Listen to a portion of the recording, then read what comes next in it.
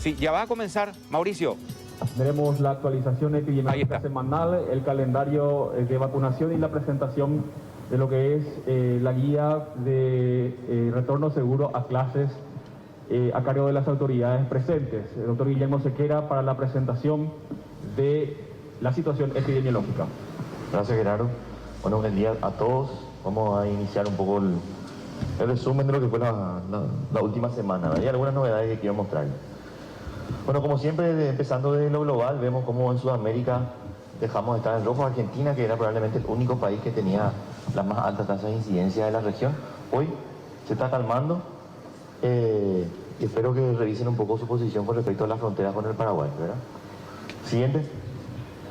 Viendo un poco más, no viendo a nivel tan global, viendo un poco más la región por sectores más pequeños, fíjense cómo hoy el Brasil, si vamos a ver dónde está el problema, no está tanto en San Paulo, no está tanto en Río de Janeiro. Increíblemente en el lugar donde hay más delta, no están aumentando los casos. Es un fenómeno que tenemos que ir viendo, porque eso va a ocurrir acá. ¿Sí?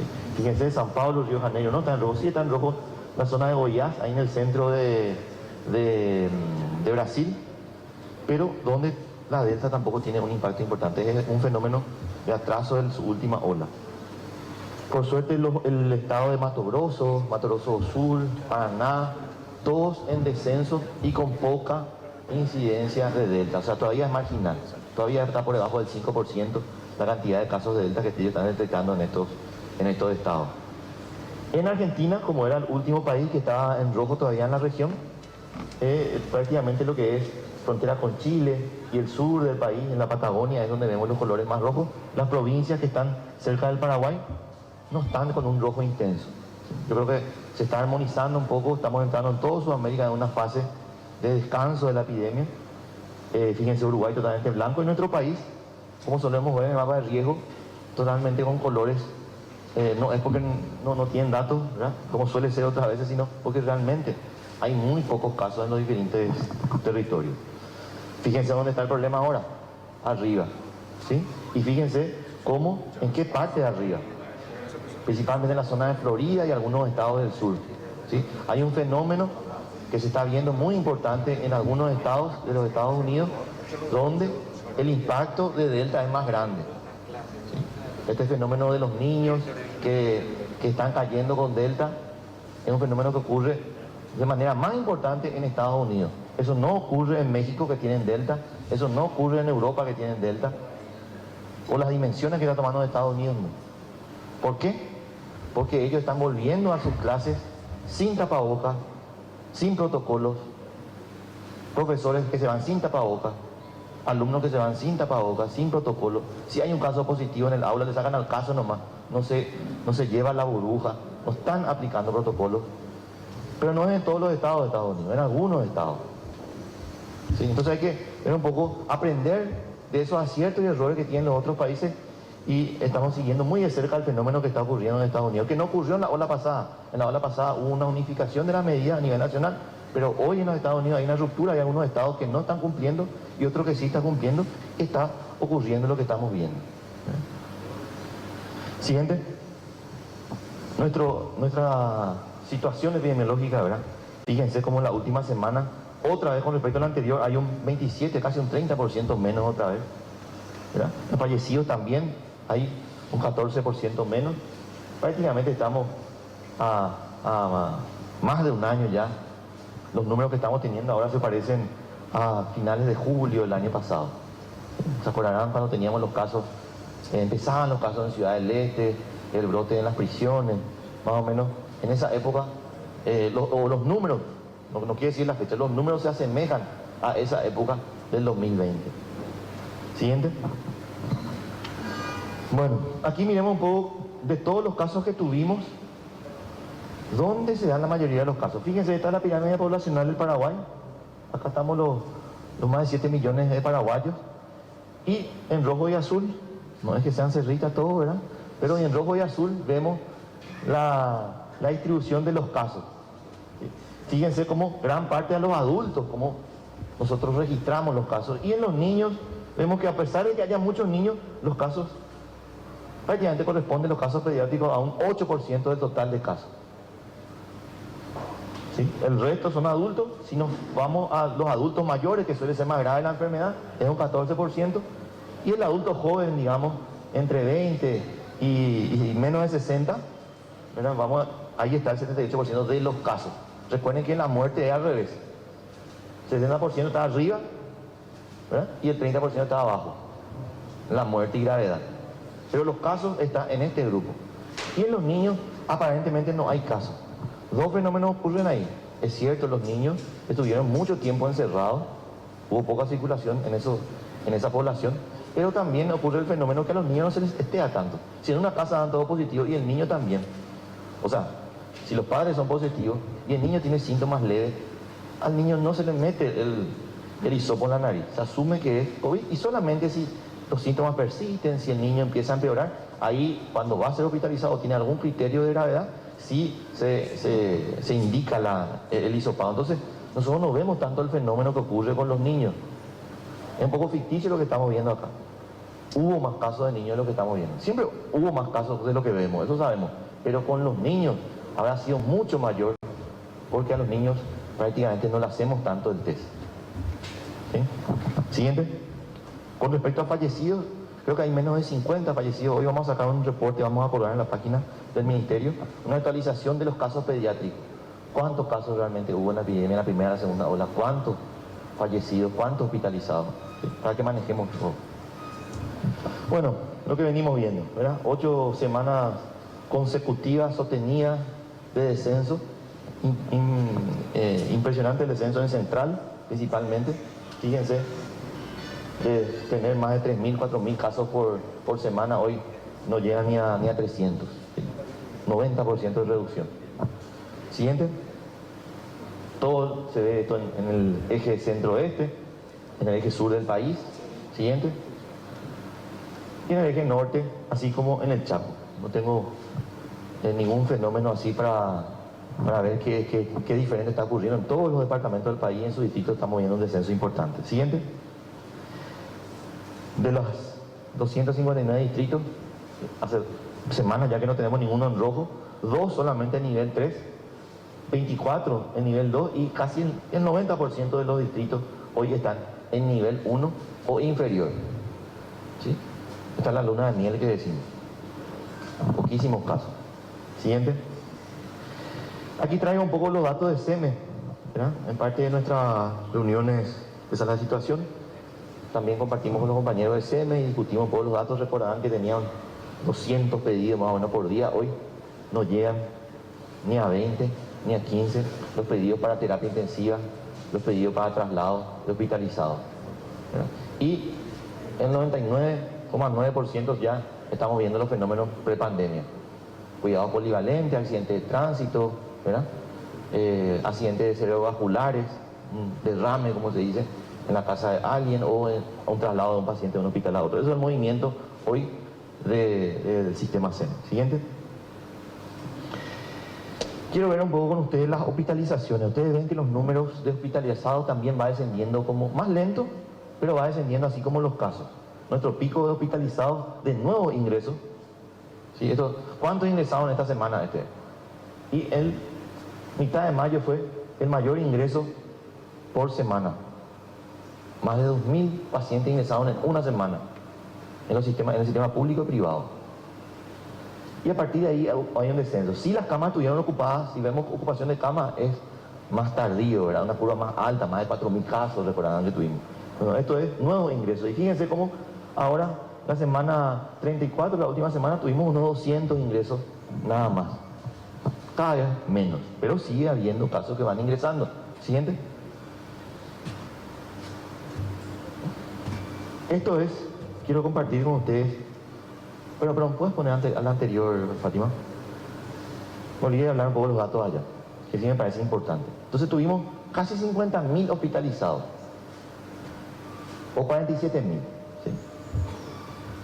Y 470.000 casos más o menos tenemos, y 47.000 hospitalizados. O sea, de todos los casos que pudimos registrar, el 10% se hospitalizó, ya sea en el sector público o en el sector privado.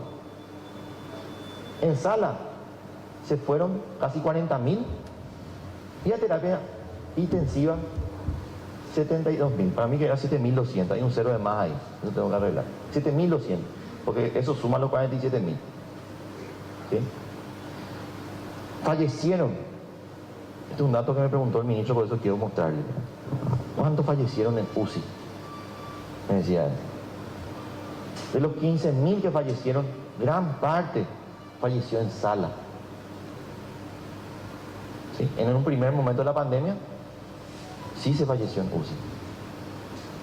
Después eso fue virando.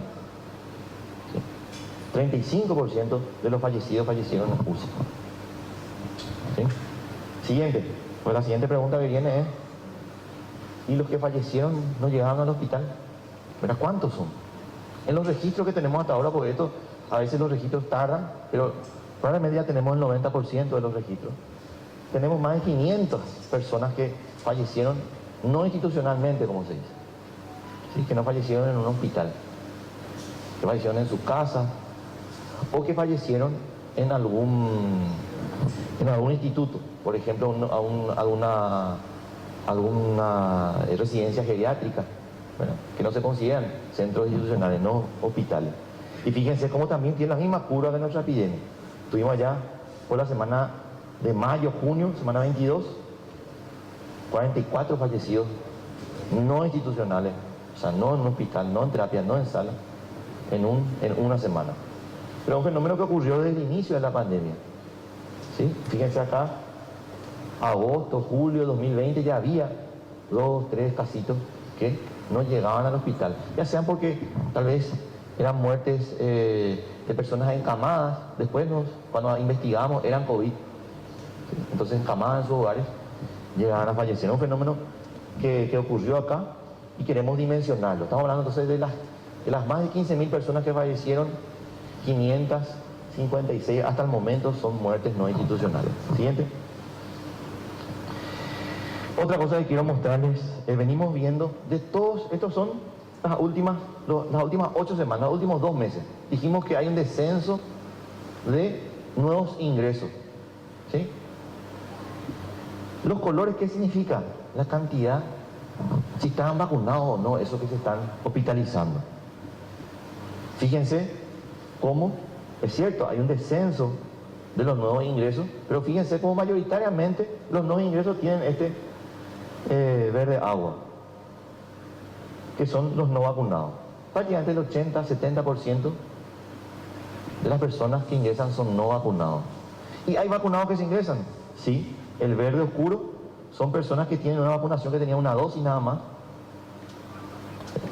Y el naranja son los que tienen 2 dosis. Hay un grupo de personas que tienen 2 dosis y se están volviendo a internar. Esto es un fenómeno que vamos a ir viendo con el tiempo, que puede ir aumentando, ¿verdad? Pero por el momento vemos que hay un pequeño grupo de personas que tienen las dosis y se ingresan. ¿Cuál es el fenómeno que estamos viendo? Que probablemente son personas que recién se vacunaron de su segunda dosis, todavía no tienen la inmunidad completa. Y fíjense esas rayas que están arriba. La raya que está más arriba es la media de edad cada semana de cada grupo. Fíjense que los vacunados con 2 dosis que ingresan generalmente tienen una edad por lo menos 10 años más que las personas no vacunadas. Y el verde sería por lo menos una dosis, son personas de más de 50 años. La media de edad, vamos a mirar solo un resumen. Siguiente. Aquí vemos eso. Entonces estos últimos 2 meses, todos los que ingresaron, el 65% no tenía ni una vacuna. El verde oscuro es, el 26% tenía por lo menos una dosis y el 9% por lo menos 2 dosis. Pero fíjense la media de edad. Es diferente, ¿verdad? 57, 65 y 48. Los sin vacuna, fíjense, que ingresan son personas jóvenes. Está ingresando mucha gente joven por no estar vacunada, por lo menos una vacuna. Si tenía, probablemente se reduce. Hay que haber gente, pero se reduce esto a la mitad, probablemente. Siguiente. Y vamos a ver los fallecidos. Es una cosa que constantemente me preguntan. ¿Cuántas personas en las últimas 8 semanas, los últimos 2 meses, que fueron falleciendo Esto está ordenado por fecha de defunción, ¿verdad? No tanto por el reporte.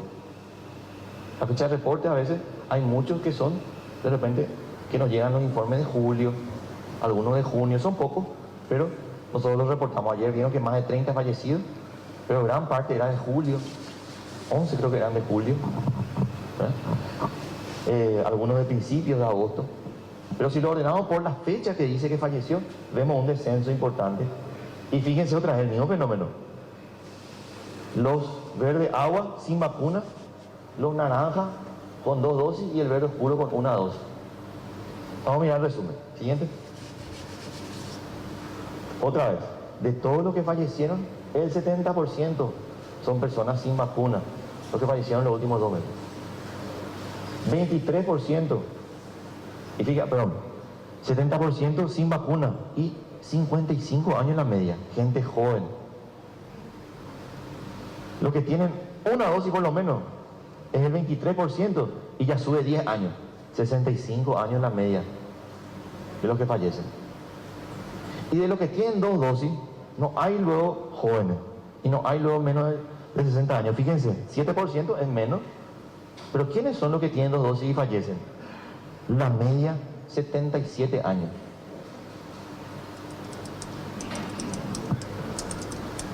Esto es un fenómeno que tenemos que tener en cuenta. Estamos viendo cómo se comporta la vacuna y sabemos por otras vacunas que las personas que tienen 77 años, y ni quiero hablar las que tienen más, no responden bien a las vacunas. Esa efectividad que vemos que es muy buena en la población joven no tiene lo mismo los adultos mayores. Así que desde vigilancia, ¿verdad? Y eso lo sabe Héctor, nosotros, si vamos a discutir una tercera dosis, vamos a priorizar a las personas que responden mal a las 2 dosis o que responden con una inmunidad no de la como la esperada, ¿verdad? Algún joven con alguna vulnerabilidad que ya tenga las dosis, o los adultos mayores que sabemos, no solamente por la vacuna COVID, por todas las vacunas, que la respuesta inmunitaria nunca se va a parecer a la de un joven, ni siquiera con 1 dosis. ¿Sí? Bueno, esto creo que es la última diapositiva. Yo quería comentar 2 cositas más. Una de ellas es, en el reporte de hoy, estamos en un momento de bajada de casos, ¿sí? Entonces, un momento también de revisar todo el trabajo que venimos haciendo, y estamos encontrando muchos fallecidos, inclusive de los últimos meses de diciembre, o sea, de noviembre y diciembre del 2020, el año pasado. Encontramos más de 120 fallecidos que corresponden al 2020, y tenemos que ir ajustando esos datos, tenemos que limpiar eso, tenemos que revisar nuestras bases de datos, y en ese trabajo estamos ahora que tenemos más tiempo, ¿verdad? Que no tenemos más de 100 fallecidos por día. Entonces, en ese trabajo, en el reporte hoy vamos a tener más de 100 fallecidos. Vamos a sacar un informe, ¿no? Donde en el Twitter mismo vamos a explicar de dónde son y a qué periodo corresponden, ¿sí? Va a ser diferente el reporte diario de hoy, pero quiero que entiendan que es un poco parte de ese proceso de depuración y de trabajo, ¿verdad? Una vez que haya pasado la tormenta, estamos viendo un poco los errores, los retrasos en los informes y ese tipo de cosas. Entonces, para así estar más cerca de ese día sin fallecidos, no tanto con tantos casos de retraso, ¿sí? Ese es un mensaje que quería dar. El otro mensaje que quería dar es tema Delta, que seguramente me van a preguntar. Tenemos sospecha de Delta, como todas las semanas. No tengo datos muy finos aún para compartir, pero sí recibimos un informe parcial, por eso no quiero entrar en detalle, pero sí en la fecha de ayer, de alta sospecha de Delta, todavía no con confirmación, principalmente de Alto Paraná. ¿Sí? Bueno, dale, Gerardo, pasamos para la pregunta.